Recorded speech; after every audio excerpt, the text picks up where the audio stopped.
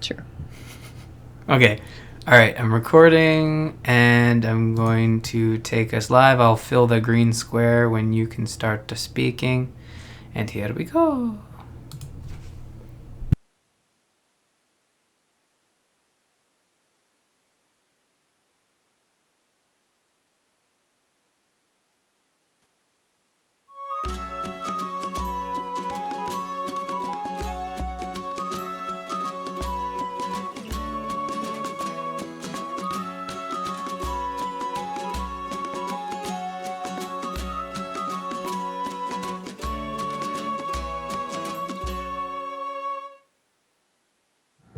Welcome to the Gamers Inn. Come on in, pull up a chair next to the fire. It looks like you've had a long journey. I'm your host, Jocelyn, and joining me, as always, is my co-host, Ryan. Hello, Ryan. Also joining us is this Megatron-looking motherfucker. I don't know who this is.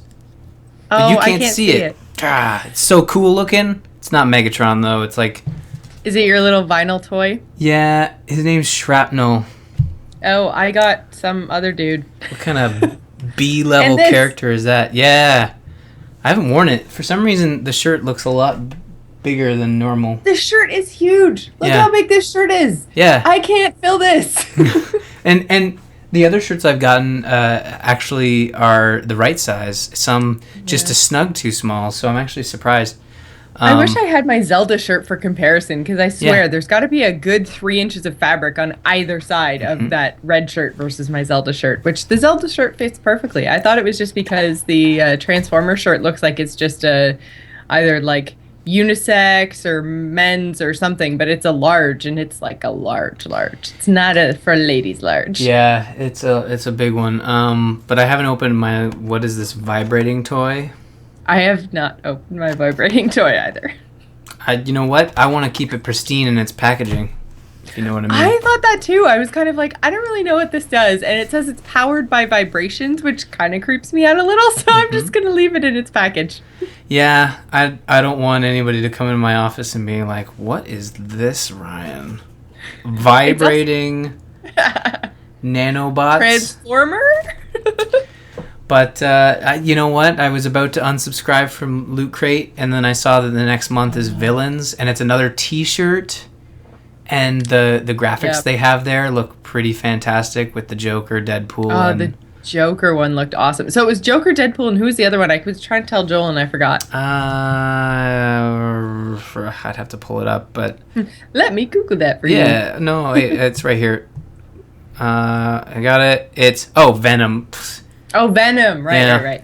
So yeah, two Marvel and one DC. What are you trying to say, Lucas?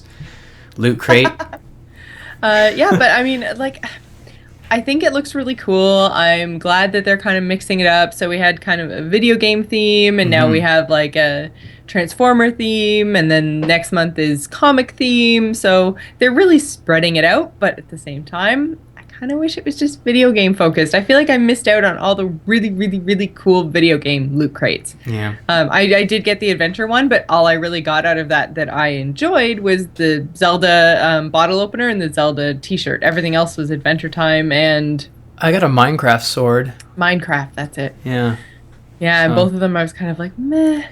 What do you mean you got a Minecraft sword? Well, I got, like, they had this little, like, keychain thing. It's attached to my desk. Let's see if I can get it. It's to show the listeners, but it's like this... show the listeners? Well, show the fine folks who are watching, but it's like a little sword, and it's from Minecraft. And it was like the keychain hook thing. To be honest, I don't know what you'd use it for. But keychains?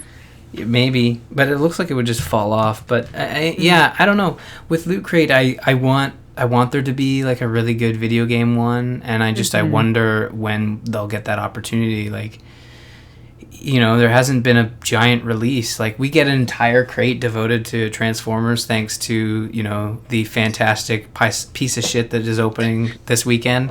The movie, right. I had forgotten about that. Yeah, exactly. I hope everybody else did too, and maybe they can, you know, revisit the drawing board.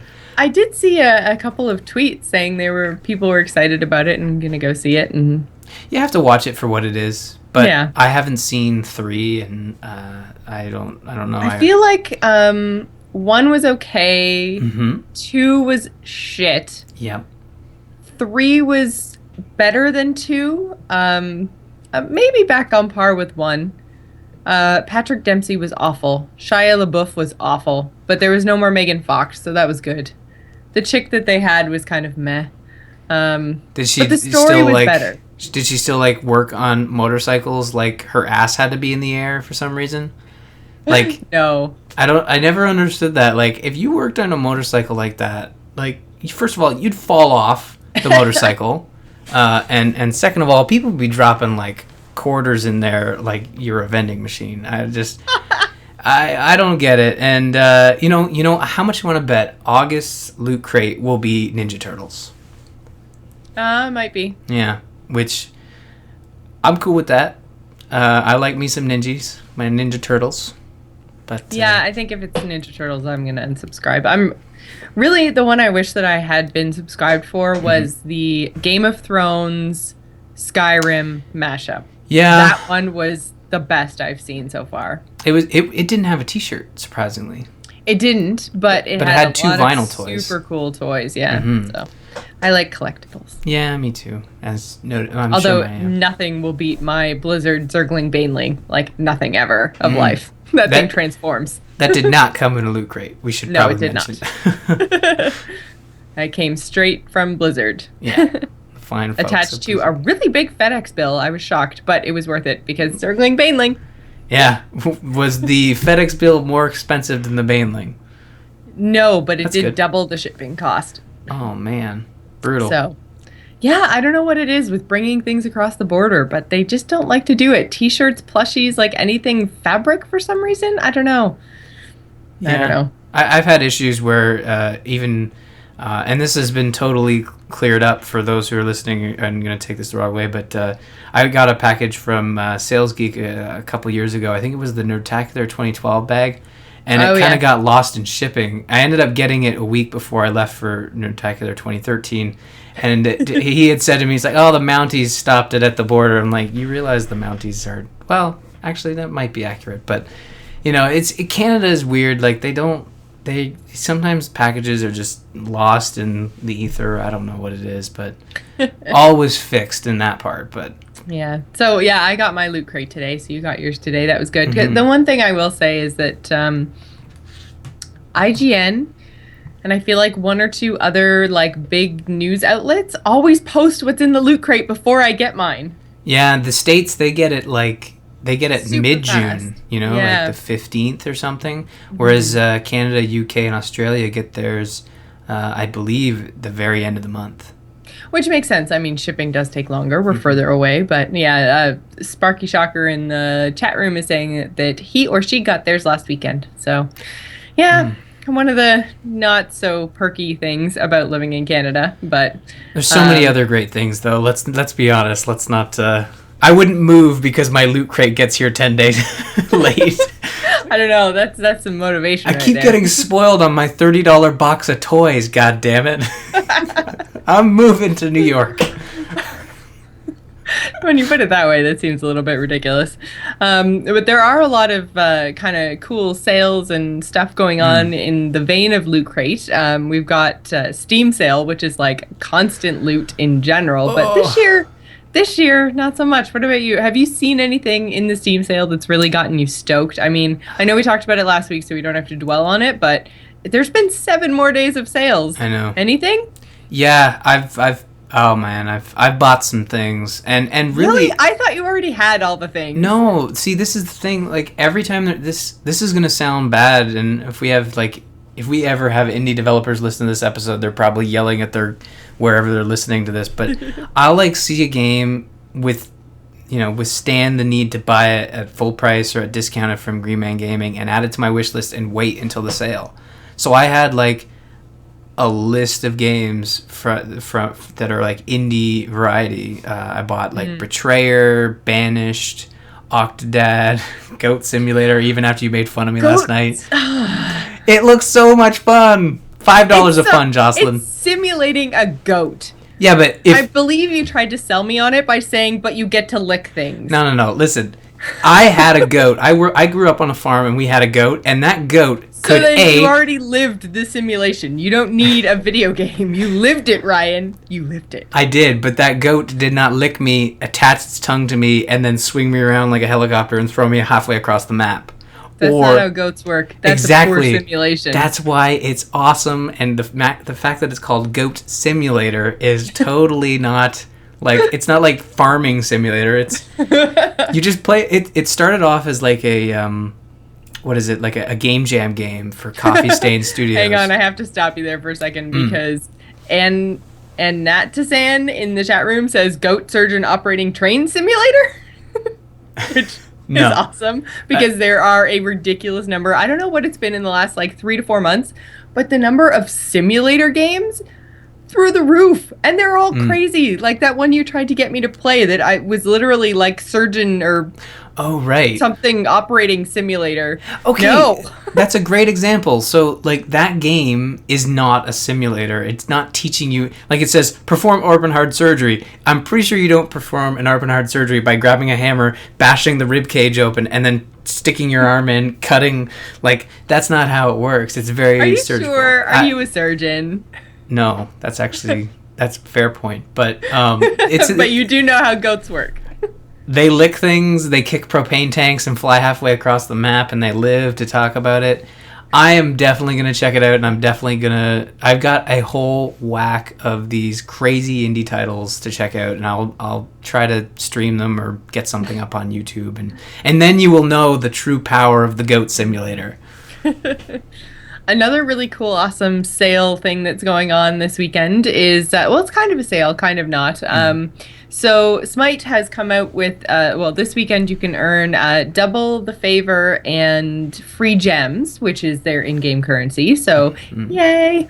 But also there is a skin celebrating the, I guess, is it Birth of America? Is that what Independence Day is? Or I guess Independence from England? So that's like the start of America being a thing, right? They said when they kicked Britain's butt. Ah, okay. So, in celebrating of kicking Britain's butt, they have taken the god Ra, which is the Egyptian god of the sun, and made Ra America!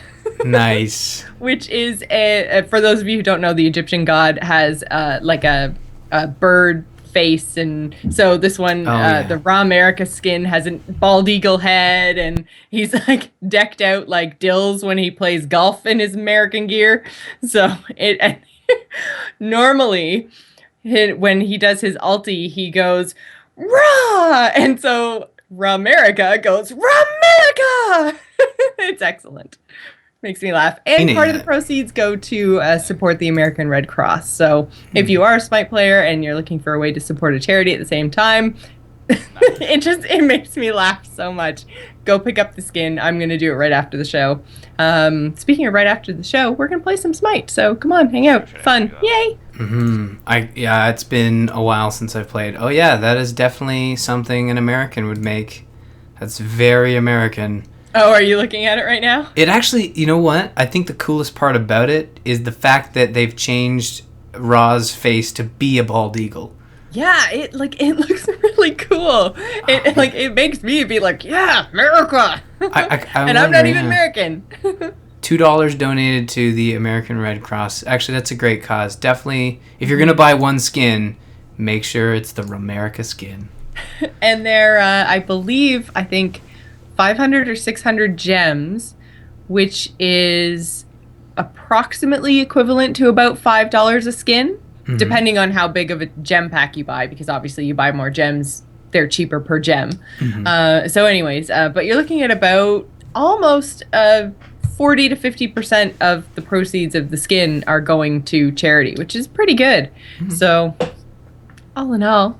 Yeah. So you picked it up. Are you gonna? I'm going to. I haven't done it yet, but I'm going to. Yeah. And you're gonna play as Ra America tonight? No, probably not. But it is. As far as I can tell, it's a limited time. So, anyways, pick it up. What have you been playing other than? Well, I mean, I've been playing Smite. I played a lot of Smite with Josh after you went to bed like a wuss yesterday. At 11 o'clock at night. When I went to bed at 2 a.m. It's actually a like good thing a that I real went. gamer.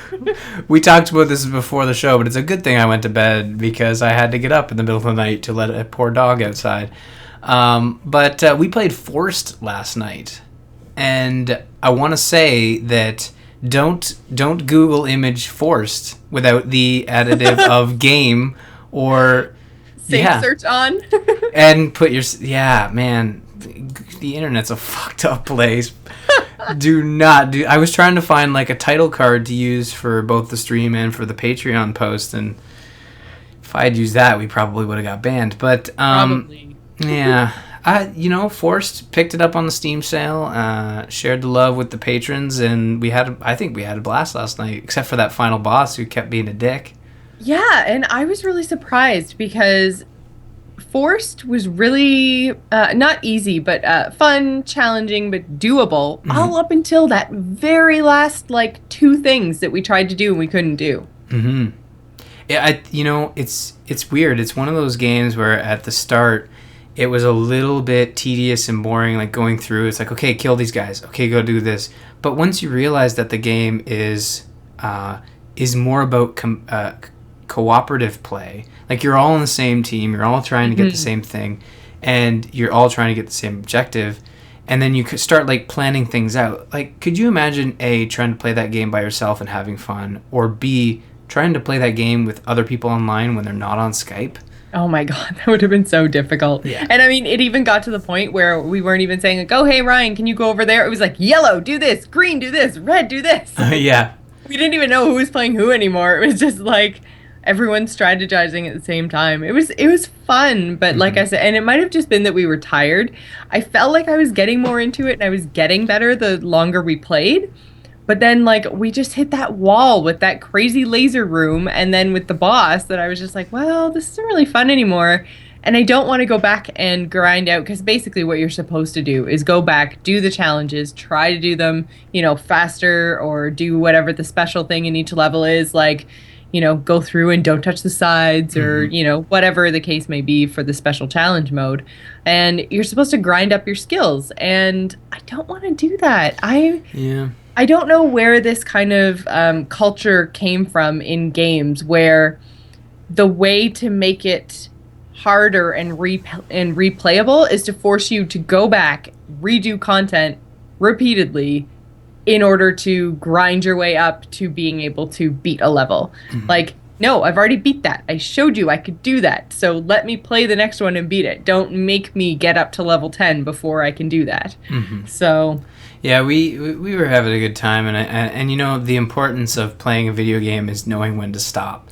And I think True. I was getting pretty burnt out. Yeah, I think we powered through some tough spots, but I think we stopped at the right moment, and I for one have a real problem with knowing when to stop. Like I'll keep playing like just a terrible game and punishing myself. So. Neo Run Neo in the chat room is saying, isn't that Diablo 2? And it is, like, Diablo is a really good example where you have to go back and you grind, and really the only reason to go back and grind through the same content is to get better gear and be able to up your difficulty, but you're playing over the same content over and over and over and over, and I'm just like, it's the reason that I've given up Diablo 3 now, because I'm just like, well, I don't really care about, like, now I've beaten the story. I don't care what my gear looks like. I don't, like, the loot drops are fun, but, like, I have no goal now. Like, the content is done. And I'm not even max level yet. And I'm just like, well, why am I going to get max level? Like, I beat the content. Yeah. I haven't gone back to Diablo yet. But I think that, it's not about grinding. For me, it's more about having fun with other people. Like, I don't think I'll jump. Yeah, like I don't think I'll jump back into Diablo until it's like, we should play Diablo. Sweet, let's do that. Or we should play Force. Yeah, let's do. Like, I'm not gonna go back to Force unless there's other people there that want to play. It wasn't complex enough, and the story wasn't there for me. Like, there is a story, but it's mostly just bad voice acting padded with, like, just weird motivation. So there's this like orb saying to you like, hey, you guys are gladiators, you should come with me. Oh, there's this dick guardian guy who's kind of been talking smack. So you just start progressing through the levels, and then the end of the level it's like, we should kill this dude. And I'm like, okay, let's kill him. And then evidently we weren't supposed to kill him. It's just all over the place. Yeah. I kind of followed the story, but Josh, who played with us last night and is currently in the chat room, is saying that like it is a little bit different than Diablo, and it is. This is like a co-op puzzle solving game, way less than like a loot thing or like combat or anything. Like the focus is really on the puzzle. It's almost like Portal like that. Like it's not a combat-y type game. There's things that you have to kill, and some of the goals are like kill things. Kill so many of a thing in a certain way or kill something within a time limit sort of thing. But there's no payoff at the end of it. It's just kind of like, okay, now you may or may not have unlocked another skill, and from there you get to move on. And you collect little like gemmy things, and there's a different kind of gem depending on what challenge you beat. So there's like a time challenge, a completion challenge, which is basically just you beat the level, and then there's usually some other sort of skill challenge, which is usually like there's one level with mist, and so the skill is complete the entire level without anyone in your party touching the mist. So there's that kind of stuff, but there is no like loot reward like in Diablo. There's no real reason to go back other than to level up enough to then unlock the skills you need to beat the second tier boss. And it's just kind of like, well, do I care that much about beating the second tier boss? Really? It was more about the fun of it. And you mentioned a really fun level, which was the mist level, where we had to like, there was in the middle of the level there was this weird venting pot that would spread this mist across the map, which would do damage over time against your characters.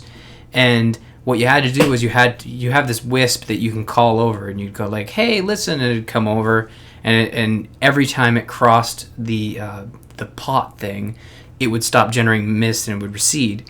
So we had like 2 people on one side of the map and 2 people on the bottom. We'd be like coordinating, okay, send the wisp up that way, send the wisp back down this way, all while trying to kill these specific monsters. And I think that's the key right there. Like, and that one was, we actually went back and did it again to unlock the extra challenge, because we enjoyed the setup of the level so much. And I think that's the key takeaway for this game, is that it's not about the story. It's certainly not about like the combat, especially in the early levels, was still a little, not very satisfying, but it's all about that cooperative, like that fun of yelling at each other and me like a couple times, the archive might still be up on Twitch, but me like blinking, I guess, like past this sort of like orb of safety and out into the abyss, and I die instantly, and just we'd all keel over laughing. So that's true. I mean, there were some funny moments. We had fun, and like you said, I think we quit at the right time. I'm not sure when I'm going to want to get back into it, but like I think with people is definitely key. Yeah. I did play just probably about 10 or 15 minutes before by myself, just to make sure everything was working, and trying to decide if I wanted controller or keyboard, and it was okay, but it wasn't as fun. Yeah. It was definitely more fun with people. So we have another copy for the patrons. If we do another patron night and the patrons want to play Forest and also get in on it, be sure to hit us up. Very, very but true. But not next week. No, not next week, because I'll be in Utah. We'll give Jocelyn a bit of a break. Yes. So speaking of playing with other people, Wildstar, I have now officially bought the game. So I had a 7-day trial that Joel gave me, because when you buy a copy of Wildstar, then you get 7-day trials to give to your friends. I think you get 3 or 4 of them. So I tried it last weekend, and I actually had a really good time. When I played it in beta, first of all, it was pretty early beta, and it was the Dominion side that I played. I made a little Chua. Adorable, but not really. The story didn't grab me. It was really, really buggy. Like, I can't believe the changes that they made from when I played to like now. Like, it's crazy. I didn't think that they were going to be able to release at all. So it was really cool to see all the changes. I played on the Exile side because that's what AIE decided that they wanted to play. So I made an Exile character. I made a Mordesh, which is kind of like the undead character, for lack of a better kind of comparison. Basically, they're this race of like humanoids that have become infected, and so parts of their body are slowly dying. So they have to like encase them in glass with like goo to try to make their bodies not rot away. So it's kind of they're a little bit undead, but they're not like died and then risen again. They're like in an accelerated state of dying. Yeah. So that's the character I played too. I got when I got a guest pass. I unfortunately didn't have enough time to even get off the ship, but man, 7 days in MMO just flies by. But which is why I ended up purchasing it, because there was a deal on Green Man Gaming and it was 25% off, I think. So, I mean, it was like $45, which, 45 is kind of what I'm looking for in a game that I may not have a ton of time to play. But for like 60 just seems like so much. But I was playing it. I enjoyed it. I'm a little bit worried because Warlords has now, like, I'm in the beta. I was in the alpha. WoW is really starting to heat up now, and I'm just like, I've already canceled my ESO subscription because I just didn't have time to play. I intend to go back to it, but at a later time. But like, even trying to juggle 2 is a lot. Trying to juggle 3 is impossible. Like, I don't know how I'm going to find the time to play it, but I really enjoyed it. And basically, I got down off the ship. I was playing by myself, which I think makes a big difference. There were other players around me, but I wasn't trying to quest with anyone, which was my problem. Again, I tried to quest with Joel in the beta, and it was just awful.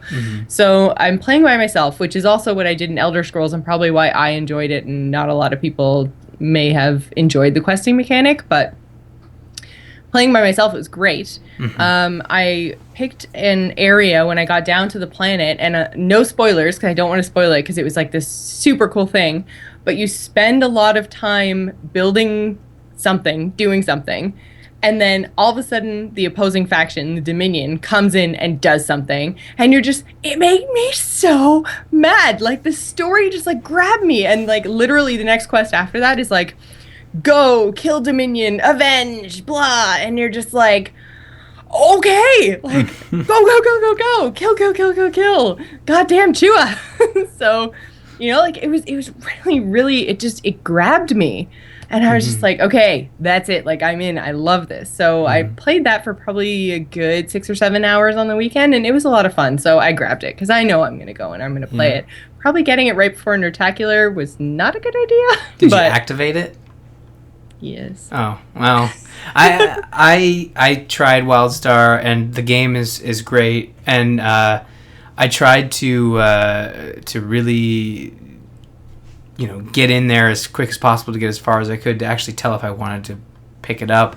But I think in that process, I sort of damned myself because I was missing out on a lot of story, because it sort of presents a lot of it in like little boxes with little text, and you kind of have to stop yourself and read it and move on. Like, I just wish there was, not all of it was voice acted, but there was just a little bit more. There's not a lot of voice acting in that game. True. There's quite a lot of voice acting in Heroes, though.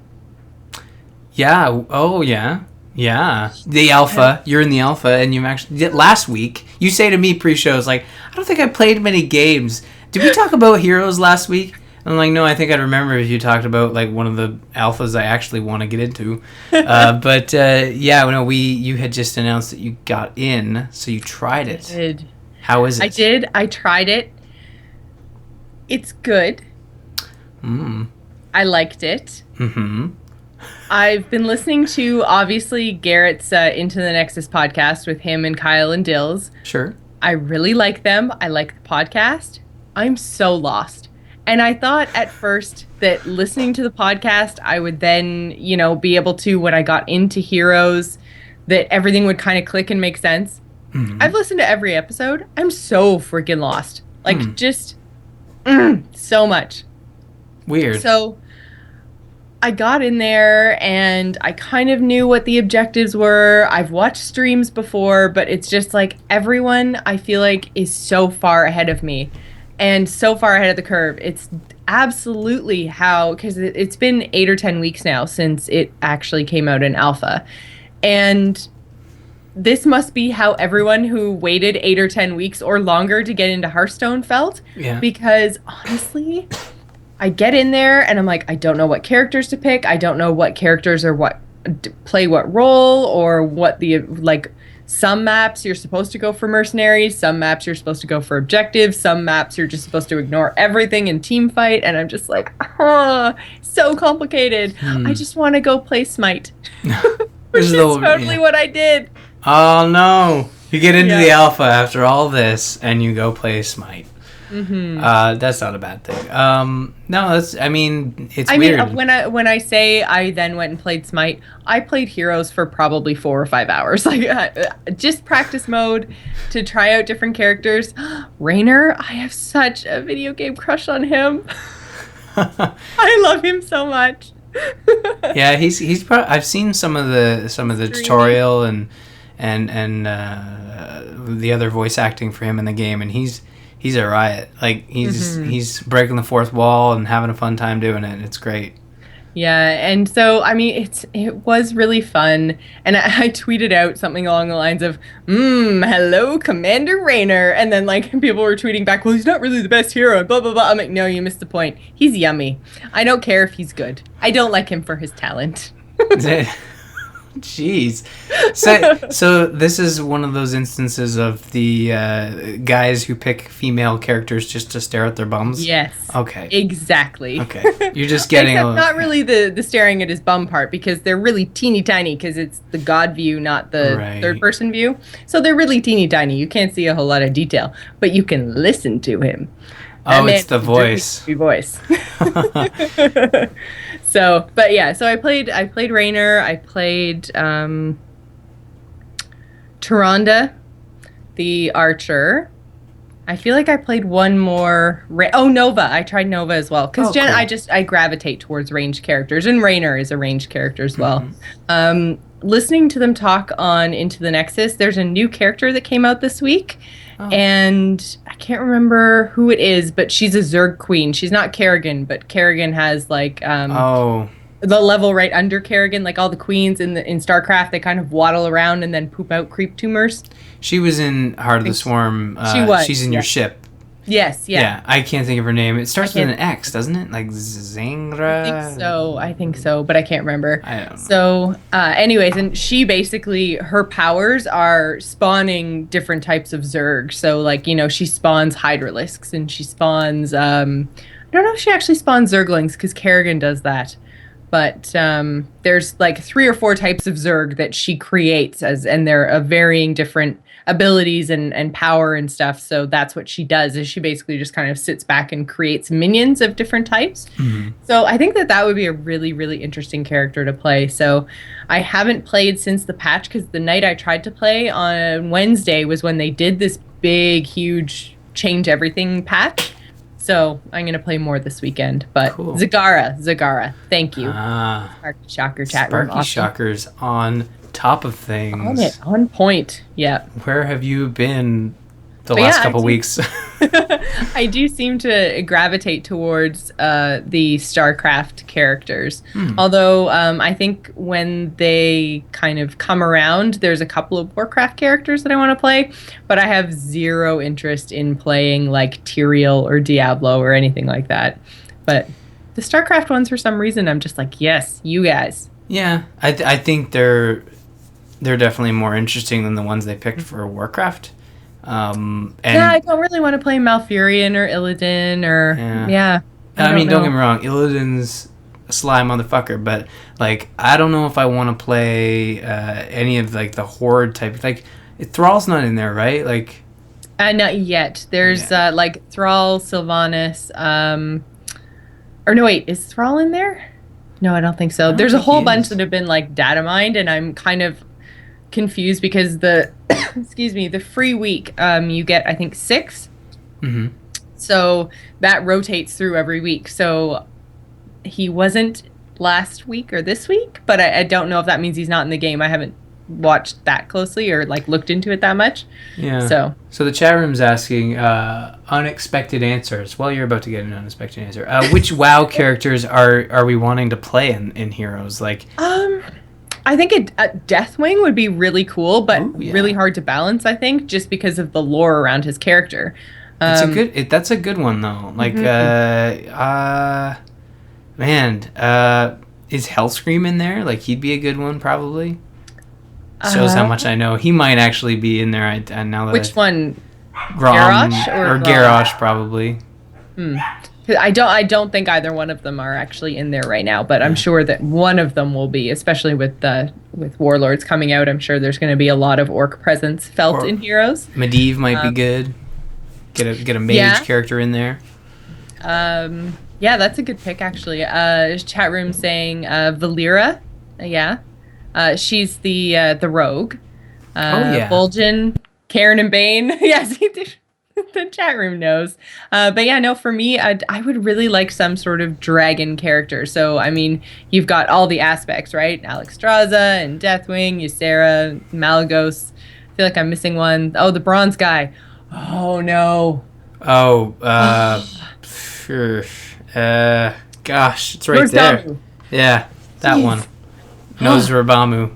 And I mean, like, but then again, it's kind of, you either go Deathwing or all of them, because like they all play different roles, but the other aspects are all very much like they're usually together.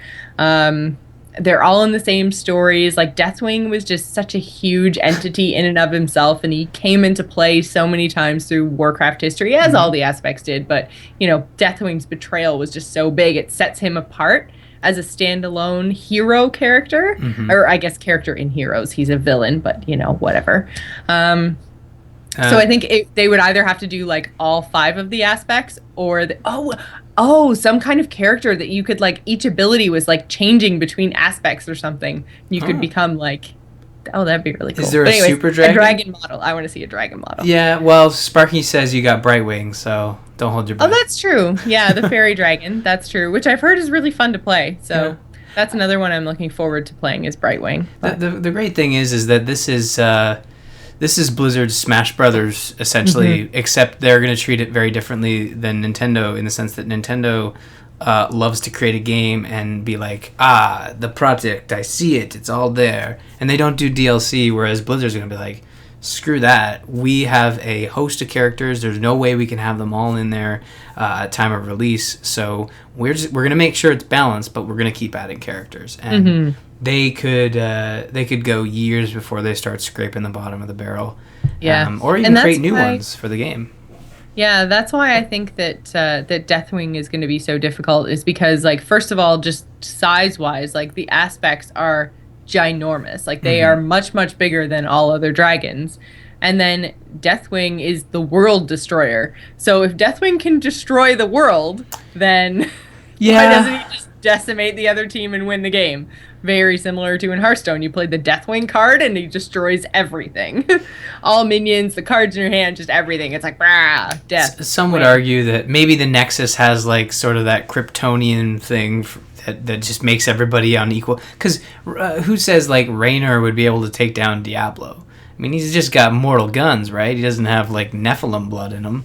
I guess, yeah. Like, if we're gonna get technical here, like the way I see it, it's like that Superman fighting game we tried to play and failed miserably. Where, Injustice. Yeah, like if I almost said if Batman can kill Superman, we all know that can happen. But if that magician lady can take down Superman, like, come on. Oh wait, he's allergic to magic. Lady. That one chick that has the hat and stuff. I don't know her name. It starts with a Z, but. Anyways, what I'm saying, Hogger. Yeah, Josh, add Hogger. Then, if you're talking about Destroyer of Worlds, you probably don't want to put Hogger in there. But yeah, so anyways, those are some of the characters you'd like to see in Heroes. I am enjoying it. I have only been playing practice mode because there is no way. I mean, I got in pretty much first thing when they opened it up to international people, so... Yeah. I know that I'm right on the edge. Like, everyone else has been playing for so long. They know what they're doing. I don't know what I'm doing, so I don't want to just jump into a game with other people and play. Like I was hoping to play with Garrett last week, and then the timing just didn't work out, so we didn't get a chance to. But oh man, like I just playing against other people stresses me out so much. That's why I was really excited to pick up Banished on Steam because Oh it's yeah. single player, and I'm just like, you know what? It's really cool. I think I want to play with myself for a while because this whole multiplayer thing is stressful. Yeah, I'm looking forward to trying Banished, and I'm also looking forward to trying Heroes. So maybe if Blizzard like gets the hint, they could give me alpha access, and then we could do it on Gamers in Game Night. We could. Because I think like judging by the chat room, a good portion of them already have alpha access. So what the hell, man? It's just you. I Just know. you. They say like, this guy owns a Wii U. Let's punish him even further. Yeah, we don't need his opinion. He clearly makes poor life choices. Yeah, well, yeah. You should see like poor life choices. I mean, look at the things I've had to deal with, like a dog who makes poor life choices. Don't eat the mouse. That's a poor life choice. No, I'm looking forward to trying it. So I'll be interested to hear when you get into the actual gameplay and see what the community is like. Because I was reading an article today, another MOBA that's coming out called Orcs Must Die Unchained. Right. There was an article on Polygon where they had an interview with the creative manager or community manager, whatever, and he was saying that they actually welcome the toxic behavior that they have people in their game. Like What? the article is really interesting, and it just got posted, and it could be, Polygon, they like to really sensationalize stuff like this, and man, I don't know what it is about community managers saying bad things without thinking, but evidently they're really happy about attracting these toxic players, and they don't want to punish them. Like League of Legends actually bans people even if they're like super good at the game. Yeah. And this community manager is coming out and say, oh no, we want those toxic people, because if they're enjoying the game, that means we're doing something right, because evidently the toxic people are the hardcores, right? Well, not necessarily. I think that there are toxic people at every level of play. I think I can kind of see that. Yeah, I don't know. I mean, the toxic ones are, regardless of their skill level, they're the people that are taking it the most seriously in most cases. I'm not saying you can't take it seriously and be a nice person, because I take a lot of games seriously and I like to think that I'm still a nice person. But in general, some of the more toxic people are the ones that really care about the game. They don't express themselves well, but I can see how a community or a game would say, well, if they're not being as vocal in our game, then clearly we're doing something right, and that's good feedback, I guess. It's a really weird backwards way of going about it, but let them have them. You guys can all go play Orcs Must Die. And then that's something I must say about Smite. I've played a lot of Smite now. Not like a lot, but I play usually 2 or 3 times a week. I'm getting better. I'm starting to play with more skilled players. We're having a lot of fun. Sometimes losing, sometimes winning. For the most part, I find one person a night tops who is actually really toxic. And that's even playing, like, I mean, Josh and I have played a lot, so that's like 2 out of the 10 people we're playing with. And then, like, I know obviously if we have a bigger group and we're playing with 4 or 5 people, we know that cuts down on the chances of getting a toxic person. But if you're playing by yourself, or if you're playing just with one friend, then there's a lot of chances for you to run into somebody like that. And you can talk to people afterwards in the lobby. And I just haven't seen any of that. Like, I mean, for the most part, people are helpful. They're really nice. Then again, I'm not playing Conquest, which is like your traditional MOBA mode. I play Arena and Assault. So Assault is basically like 5 players, 1 lane, random heroes. So that's part of the fun of it, is you never know what character you're going to get. And then Arena is literally like one big circle. You have minions going from either side, and it's just one big, huge team fight. There's no jungle, no lane, no towers, no nothing. It's just minions and people.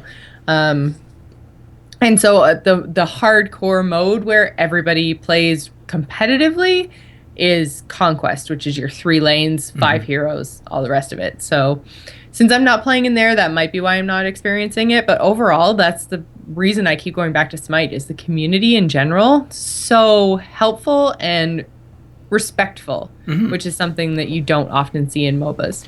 Well, that's key. I don't care how fun a game is. It's also got to have that, supportive community. And if someone's being rude, like, I don't have time for that noise. Like, Ain't nobody got time for that. Yeah, it's just it's killer. And when you see a developer sort of, even if they're not speaking, obviously this guy wasn't speaking on company key messaging or whatever. Like, I doubt they go around, trying to cater to the toxic people, but saying stuff like that, it's like you're rewarding people to be there toxic. It's not even saying you're trying to attract those toxic people. You're basically saying, yeah, if you're a dick, it's all good as long as you like our game. And again, it can be misconstrued, and like I said, that Polygon likes to do that with I have noticed stuff. that they're like, I don't know if sensationalizing is the right term. Yeah, but and I also don't want to say they're blowing things out of proportion, but they tend to present the most extreme view of a situation. And I mean, I again don't want to use link bait, but in some cases, like, I've opened up Polygon articles and I was like, oh, that's all that happened? Oh, I really thought that would be a little bit more extreme. So, yeah, I mean, obviously there's always the spin of the media. But the chat room mentioned YAH, who's a pro StarCraft 2 player. And I have found that there's a lot of StarCraft 2 pros and Hearthstone pros that are the same, like, not toxic at all, like, really, really nice, really, really helpful. Their streams, like, they try to talk as much as they can. DeMuslim is another one. Love him. Him, YAH, Trump in Hearthstone. I'm trying to think of another Savits or Savages or however you say it, and we've had this conversation on Angry Chicken before, and I'm really, really sorry because I know that I'm probably just butchering it, but call it Savits. He's I think he's Swedish. Anyways, he's very, very, very, very nice. He actually won the Angry Chicken Invitational, so really nice guy, really nice. And they're all pros. Like, they're very, very, very high level players. So. Yeah. Well, we're not saying that all high-level players are toxic. It's just that, I can see how toxic players may potentially be the ones that are taking the game most seriously. And again, there's douches at every level of every game, but... Yeah. And again, I can understand what the community manager was saying when he said that. And that's something that Polygon did not explore in that article. Like that, I think that's what I'm getting at, is that I love Polygon. They have some of the best writing for video games out there, but sometimes they take a flag and they just fucking run with it. And sometimes for good and sometimes for bad. But I had a point. I forgot what I was going to say, but... we totally had a topic of the week and didn't even mean to. I remember what I was going to say. Yeah, that article I probably would have put in there if I had read it like 15 minutes before the show. But I was going to say one final point on that. Like, pro players in pro sports, like in the real world, if esports need to be taken seriously, they need to look at, like, the NHL, the NBA, like, organizations like that, where if you act like a dick on or off the field... You're punished to some effect. Yeah, and 9 times out of 10, it's a fine. Yeah, depending on what the actual activity was, but a fine or a suspension. So yeah, I mean, banning someone from a game for a set period of time, or putting them in the queue. Yeah. What do they call it? There's a separate queue for people that have been blacklisted, essentially. Yeah, Titanfall has like that. They do that a lot with cheaters, where in Titanfall, if you're caught cheating, you get one shot. You're like, okay, we throw you in the cheaters matchmaking for 30 days, and then you get pulled back out into normal ones. Like, okay, you've had your time in the corner. Let's try this again. And then if you screw up again, then your CD key, or however they do it now, is permanently banned into the cheaters matchmaking. Yeah, and I mean. I think it's important to do that, and then Josh is in chat room. It's like, NHL players fight on the ice. Well, fighting on the ice is part of the game, and it's exactly okay. Part of the game is actually really good wording there, because fighting on the ice, there's rules, that govern that fighting. You can't take off your helmet and smash the other guy across the face with your helmet. Yeah, you can't go Happy Gilmore on their ass. Yeah, you also can't call them derogatory names. Like, you get caught calling somebody a derogatory name, you get fined. Yeah. Like, I mean, there are serious penalties. And then, you know, that's the equivalent of, like, I go into Heroes of the Storm and I'm playing Raynor and I shoot Diablo in the face. We're having a fight, but it's within the confines of the game. And it's fine, and I can follow Diablo around, and I can harass him, because, again, it's within the confines of the game. But it's as soon as you take that to another level that you're going outside the rules of the game and what is acceptable behavior and acceptable practice, and then that's where you get into an area of, well, yeah, you should be penalized because you're not... It's sportsmanship. There's a certain level of sportsmanship in sports. Exactly. So... Sorry, I have to cough.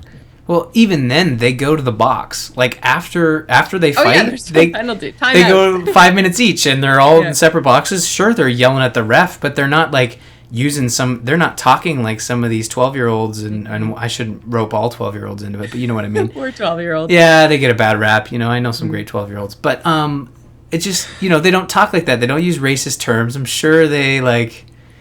You're laughing. I'm sure they say really mean things to each other. Of knowledge of 12-year-olds.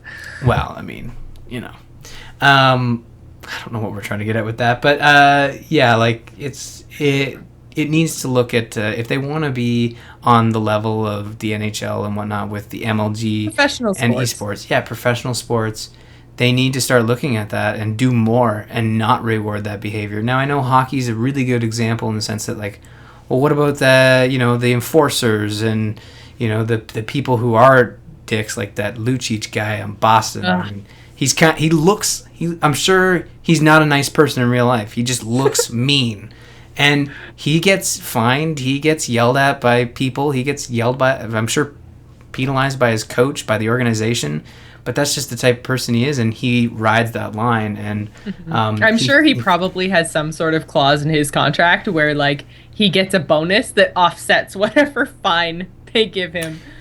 Yeah, and it wouldn't surprise me. Definitely back in the day. Don't worry, we'll cover you. We'll pay your fines. Just harass. We'll support you. Just hit that guy in the back of the head. Just don't draw too many penalties. No, it's true. It happens in hockey all the time, and hockey's actually a really good example. And I'm glad it finally, Canadian podcast, 128 episodes. We've finally been able to talk about hockey. That's true. We can end the show now. The fans down. We let the Canadian fans down that it took us the 128 episodes to get here. And we've let all the fans down that have been like, yeah, Canadian podcast, it doesn't talk about hockey. We just lost all of them. Yeah. And even then, like, I don't know a lot about hockey, so I'm sure they gathered that as well. So I'm sure they go to the penalty box. If they, yeah. So don't be a dick. Good point there, Ryan. It's no one's listening anymore, so it's It's true. So Ryan and I really appreciate the continued support of our show, along with the support of our sponsor, Doghouse Systems. You can use the code TheGamersIn to double your RAM when you purchase a new gaming rig. Head on over to doghousesystems.com and get your order on. And I've got to say, customer service, fantastic. I got my parts. They got here super, super fast. My doghouse is back up and running. It was a breeze. So easy to deal with. Like, one quick phone call and done. Like, oh, easy. Love it. So if you guys are considering getting another rig, strongly suggest Doghouse Systems. They have also, I don't know if you guys have seen it or not, but they have, for all of you WoW fans out there, really, really, really, really sweet custom, like, side panels that have Blizzard approved artwork. Ryan, have you seen them yet? The Horde and Alliance ones? Yeah. Oh, man. Looks so cool. Like, if you're a huge fan of WoW, that's definitely the thing to get on the side. Like, my computer's just got, like, my Windows key sticker on it, which, I mean, don't get me wrong, that's pretty rad. But it's just black and there's no cool things on it. Like, there's hole for my fan, but I want, like, a giant orc riding a tiger on mine, too. It looks so cool. It does look so cool. So, there's the really cool sanctioned, approved, officially licensed. Yeah. Thank you. Blizzard side panels with the Horde and Alliance, so you can pick your faction. There's also all kinds of side panels from different webcomic artists representing different podcasts. You can get yourself an Angry Chicken doghouse. So yeah, go check out doghousesystems.com and remember the code, the gamer's in. I think that pretty much does it for us tonight. We were supposed to do a short show and we ended up doing our full hour-long episode. Yeah. So that's what happens. It goes to show when we start talking about video games, you just can't shut me up. That's true. And me. I talked a lot too. Don't worry. So this week we would like to thank William Irby, who is our patron of the week. Thank you so much for supporting the show. We really appreciate it. Reminder to everybody, we do Gamers in Game Night every Thursday night. We pick a multiplayer game, we stream it, and we play with the community. First shot at those spots go to our $5 and above patrons. So if you'd like to play with us, that's the best way to do so. We got an email this week from Sparky Shocker, who is actually in the chat room and has been providing us with a wealth of knowledge this week. So if you would like to come and join us in the chat room, we stream live every week on twitch.tv/amovetv, and that's at 8:30 p.m. Eastern on Friday nights. So come join us. The chat room is freaking awesome. So Sparky Shocker says, "Hey, Innkeepers, I've been listening for a couple months now, and you guys got me to buy a 3DS. Even had to find a Zelda one. The Zelda one is super freaking cool. Find a case for it, though, because parts of my gold, like, not gold plating, but the gold paint rubbed off. So make sure you find a case to protect that. Anyway, so my question is, are the Club Nintendo coin offers ever really good? And how often do they change them up? Oh, and thanks for the Mario Golf suggestion. Great for killing time during raids. Okay, Mario Golf is not a great suggestion. You haven't played it. You played one round. I played like 3 rounds of the same tournament. Okay. Well, you need to actually, try. But but also I need to actually hold up my end of the bargain in the sense that I quote, Ryan, if I buy this game and you're still not playing it when I buy it and play it, we're going to have words. So, yes, we need to play. You know what? I'm looking at all these people talking about Mario Golf. We should just do a Mario Golf Gamers in Game Night. We can't stream it, but we could certainly play golf. Yay, that sounds like fun. You haven't given it a shot. I'm giving you an opportunity to use the $35 you spent on Mario Golf. That's true. So to answer your question about Club Nintendo, I think Ryan's going to be a little bit better to speak to this than me because I have had the worst luck with Club Nintendo ever. Every single time, with I think one exception, that I've gone to enter a code, it tells me that the code is either invalid or has already been redeemed, and yet I have 0 coins on my account. Makes me really angry. That I do not know how to fix. Are you buying it digitally, or are you talking about the stuff you buy? I know what you're doing. Are you trying to register the used games that you bought? No. Oh, okay. That I would expect, whoever buys the game, like, obviously that code is only good once. No, I bought, I've had a few different digital purchases, but even the purchase of my system, it said, just enter the serial code from your 3DS into Club Nintendo, and I'm supposed to get something like 150 coins or something for purchasing the 3DS, and it says that code has already been redeemed, and I'm like, what? Well, it would be a real dick move. I think when people they can get their hands on those boxes, and the serial key is actually showed through the box.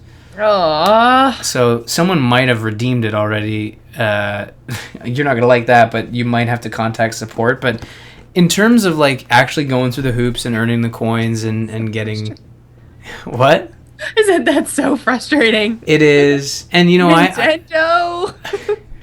I don't even know if it's Nintendo, but it's certainly a weird way of doing it. But once you start earning coins, and there's some stuff like I only order stuff every once in a while. I certainly earn enough coins to get like the platinum status, which gets you like a free item once a year.